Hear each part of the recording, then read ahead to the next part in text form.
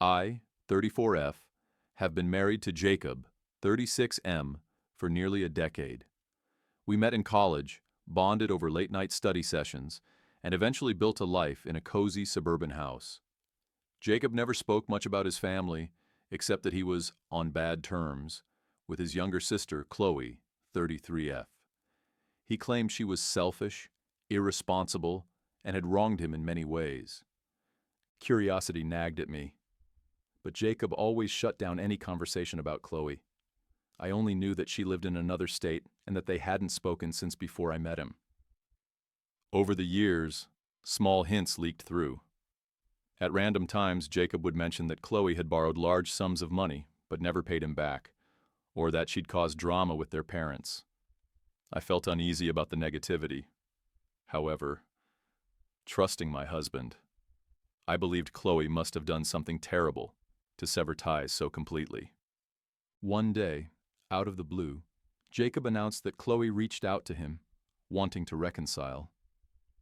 Their father had recently passed away, and she felt it was time to mend old wounds. Jacob was reluctant, but agreed to meet her halfway for lunch in a neighboring city. He asked me to come along for moral support, but also insisted that I maintain a neutral stance. We met Chloe in a quaint cafe. She looked anxious but hopeful. I noticed immediate tension in Jacob, his jaw clenched, body stiff. Chloe began apologizing for anything she'd done to hurt him. She spoke of wanting to be in his life again, to share memories and maybe reforge a sibling bond. Jacob responded coldly, retelling old grievances, her wild spending, the unpaid debt, and how she'd turned their parents against him. Chloe looked genuinely confused, claiming she never received any large sums from him, nor had she bad-mouthed him to their parents. She was near tears, insisting there must be some misunderstanding. I felt torn. Chloe's sincerity seemed real. She recalled how Jacob moved out at 18 after a series of fights with their father. She said the entire family was baffled at his abrupt departure and how he cut them off. They tried to reach him, but he changed numbers and never responded. She claimed that if he had any resentment, he'd never spelled out why.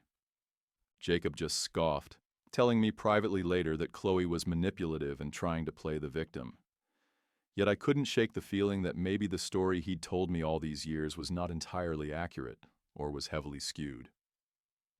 Back home, I decided to do some investigating.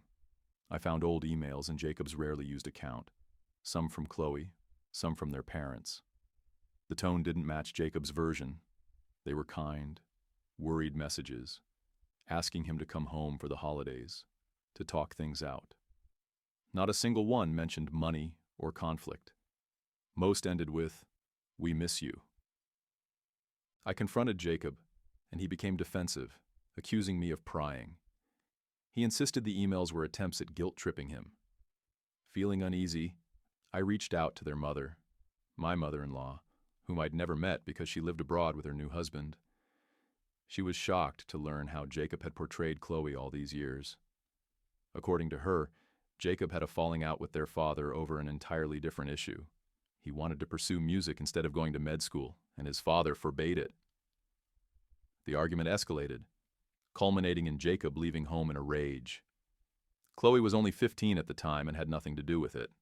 As for the alleged debt, it turned out Jacob had loaned money to a college roommate who shared Chloe's name. An eerie coincidence. That roommate vanished without paying him back, fueling Jacob's bitterness. But in his mind, the name Chloe became tangled with betrayal. After heated fights with his father, he'd blocked out his family entirely. Over time, his resentment grew into a myth that his sister had betrayed him.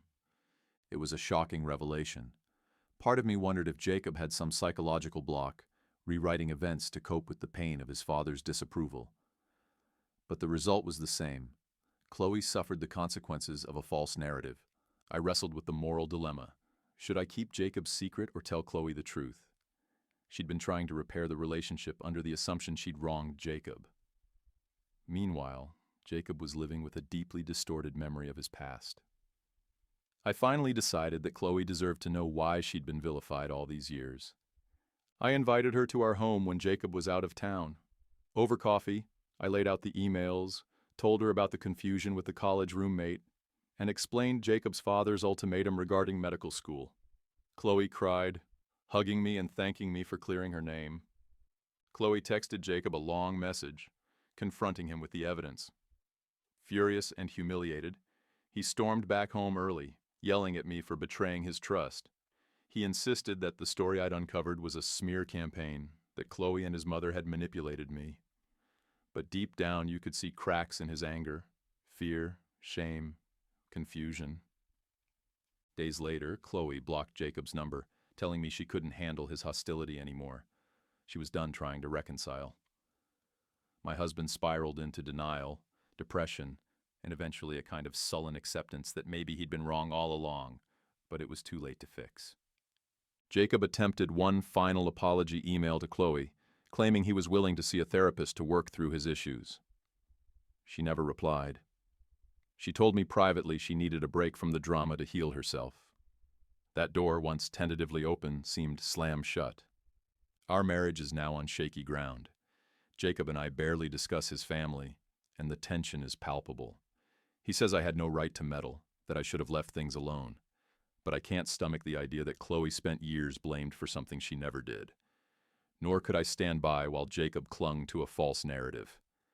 Am I the a-hole for exposing his lifelong lie to Chloe, knowing it might destroy any chance they had to rebuild their relationship? Or did the truth have to come out, no matter how brutal, for any real healing to begin?